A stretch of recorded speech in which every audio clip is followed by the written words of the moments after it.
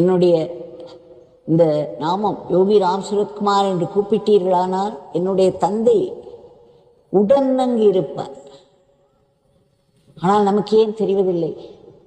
இப்பொழுது 1 மணி நேரம் நாம் பாடினோம், அவருடைய நாமத்தை கூவிக்கொண்டே இருந்தோம். ஆனால் நமக்கு அவருடைய இருப்பு தெரிந்ததா? எத்தனை பேருக்கு தெரிந்தது? ஏன் தெரியவில்லை? அப்படி என்றால் அவர் சொன்னது பொய்யா?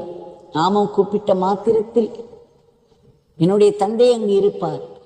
ராமா என்று சொன்ன மாத்திரத்தில் ராமன் உடன் இருப்பான். சிவா என்று சொன்ன மாத்திரத்தில் சிவனார் உடன் இருப்பார். இது எப்படி பொய்யாகும்?